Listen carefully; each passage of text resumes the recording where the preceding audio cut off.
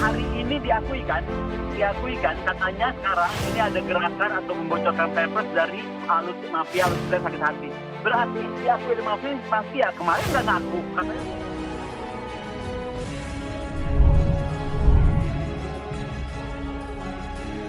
Ada apa? Kenapa Renstra ini terburu-buru? Kenapa ada namanya Renstra khusus atau Perpres khusus yang di rentang waktu itu dipaksakan 2,5 tahun? Saya kan cuma tanya, ini mau beli apa?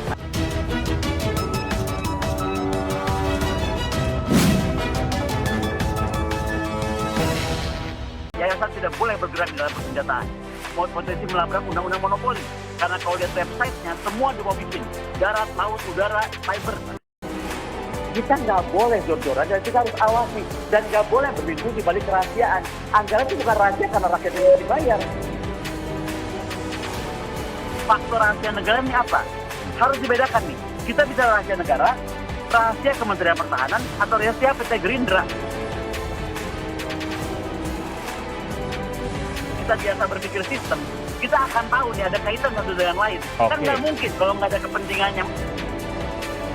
Kalau serangan saya kepada pribadi makin kuat, saya makin yakin ada permainan. Maksud saya, ini yang saya bilang marwah Kementerian Pertahanan harus dikembalikan. Kita sedang berurusan dengan Menteri Pertahanan dengan perangkatnya. Jadi perlakukan dia sebagai Menteri Pertahanan, bukan sebagai kepala partai atau ketua partai. Lingkungannya memperlakukan beliau itu sebagai ketua partai, sehingga saya bicara dianggap menyerang politik. Saya minta dengan segala hormat Presiden Jokowi jangan menandatangani apapun tentang Perpres ini sampai ada alasannya.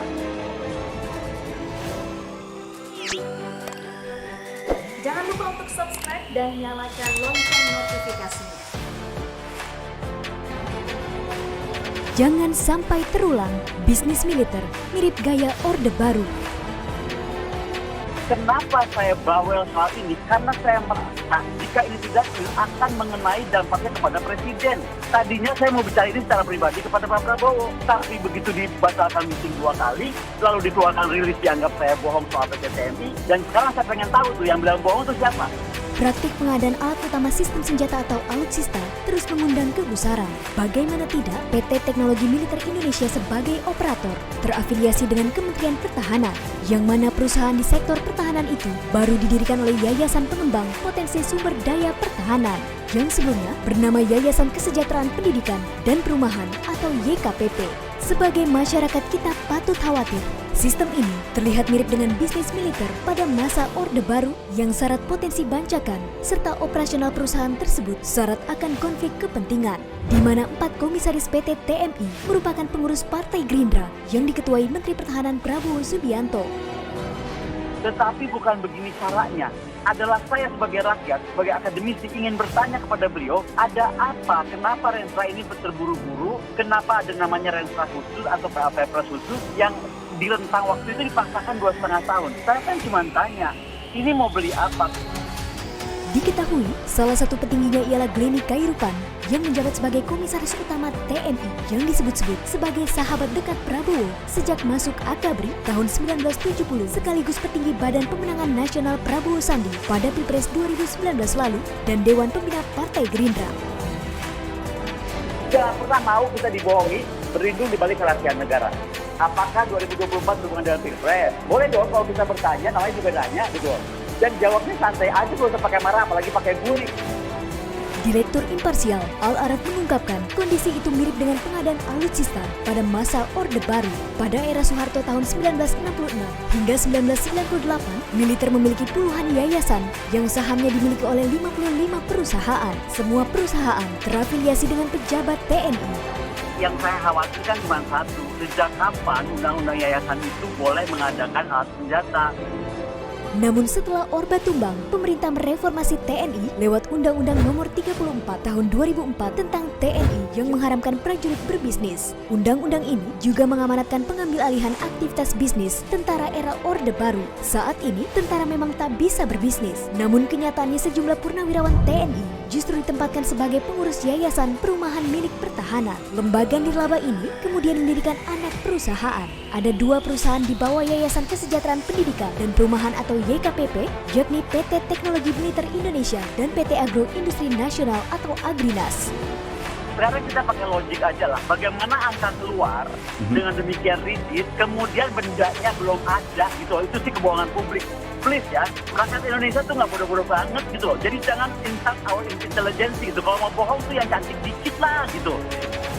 Nama PT TNI terkuak dalam surat Menhan Prabowo pada Rosobon Export, agen perantara resmi Rusia untuk ekspor dan impor produk teknologi pertahanan. Dalam surat itu, Menhan menginformasikan bahwa PT TNI dibentuk pada Desember 2019 yang berfungsi untuk mengakselerasi perkembangan teknologi pertahanan, pengadaan alutsista, transaksi internasional, serta proyek-proyek penting lainnya. Sesuai dengan akta PT TNI, saham ini dimiliki oleh Yayasan Pengembangan Potensi Sumber Daya Pertahanan, di mana yayasan ini juga menaungi PT Agrinas yang menjalankan program lumbung pangan pemerintah. Tak hanya itu, PT Agrinas ikut mendapat izin ekspor benih lobster dari Kementerian Kelautan dan Perikanan tahun lalu, yang mana saat itu Edi Prabowo, kader Gerindra, menjabat Menteri Kelautan.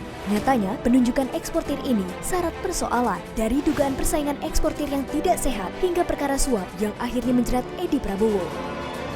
Kenapa dia tidak menegur seorang Edi Prabowo hingga jadi banyak memberikan izin ekspor lobster kepada kader-kader Gerindra, misalnya kader Gerindra, atas nama orang Gerindra, terpampang di media, dia membiarkan.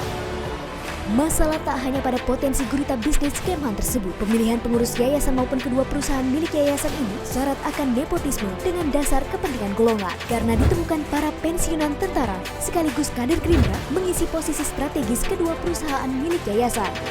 Ini berhubungan, kalau kita bicara, kita biasa berpikir sistem, kita akan tahu nih ada kaitan satu dengan lain. Kan nggak mungkin TNI lahir November 2020 kalau nggak ada kepentingannya, mana mungkin cuma buat TOT. Di sisi lain, juru bicara Menteri Pertahanan Prabowo Subianto, Daniel Anzar Simanjuntak, membantah kabar bahwa Prabowo menunjuk PT TNI untuk menangani pengadaan alutsista senilai 1.760 triliun rupiah. Daniel mengatakan perusahaan itu bergerak di bidang pengembangan teknologi dan sumber daya manusia, bukan pengadaan alutsista. TNI itu tidak terlibat dalam proses-proses kontrak di Kementerian Pertahanan, dan bagi Pak Prabowo ketika melakukan komunikasi kemudian memberikan sebutlah supporting kepada TNI itu bagian dari strategi komunikasi diplomasi beliau ingin mengecek kepastian dan harga alutsista yang ada di perusahaan-perusahaan tersebut. Jadi jubirnya agak error, mesti sekolah di Unhan dulu atau mesti belajar bahasa Inggris. Dan kalau dia bisa bahasa Inggris yang benar, dia akan ngerti surat Pak Prabowo itu artinya apa. Namun hal ini mengundang tanda tanya besar bagi analis Kondi Bakri. Karena menurutnya, kalau hanya untuk transfer teknologi, mengapa tidak memanfaatkan Komite Kebijakan Industri Pertahanan atau KKIP, namun malah membuat perusahaan baru. Koni juga meminta dengan tegas kepada Presiden Joko Widodo untuk tidak menandatangani perpres tersebut sampai ada alasan yang pasti. Dibilang PT TMI cuma TOT, itu salah total. Kalau cuma untuk TOT nggak usah ke PT TMI. Jelas-jelas ada KKIP, ketuanya Presiden, ketua hariannya Pak Prabowo. Kenapa mesti bikin TMI? Tolonglah, ini kenyataan yang sudah harus dihadapi, nggak usah berkelit, nggak usah menyangga. Saya minta dengan segala hormat Presiden Jokowi jangan menandatangani apapun tentang perpres ini sampai ada alasannya. Apa yang dikatakan Koni memang masuk di logika.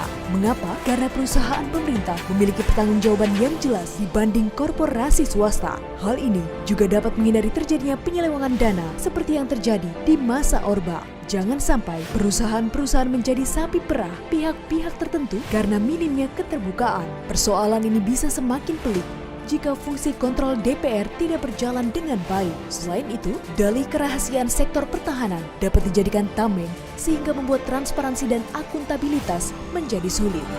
Kita nggak boleh jor-joran dan kita harus awasi. Dan nggak boleh berlindung di balik kerahasiaan. Anggaran itu bukan rahasia karena rakyat yang mesti bayar. Yang mesti rahasia itu nanti. Urusan dia mau dipakai kemana, bagaimana gitu kan. Taktik perannya itu memang kita nggak boleh tahu. Jadi jangan pernah mau kita dibohongi berlindung di balik kerahasiaan negara.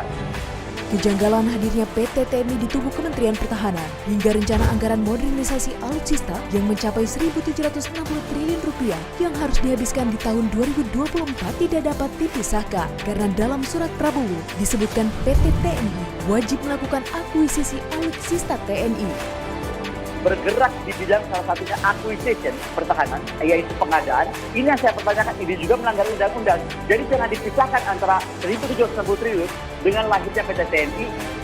Sebagai masyarakat, kita patut mengawal anggaran fantastis tersebut karena pengelolaan uang sebanyak itu memiliki potensi bahaya yang sangat besar. Dan jangan sampai kesalahan di masa lalu harus terulang kembali dan dampak buruknya dirasakan oleh rakyat Indonesia di masa yang akan datang. Saya itu sebagai akademisi, saya punya tugas membuat masyarakat itu menjadi pintar, mencintai tanah airnya, mengerti kenapa TNI mesti kuat. Tetapi juga edukasi masyarakat, jangan sampai anggaran besar seperti itu tidak dikawal. Harus dikawal karena bahayanya banyak gitu.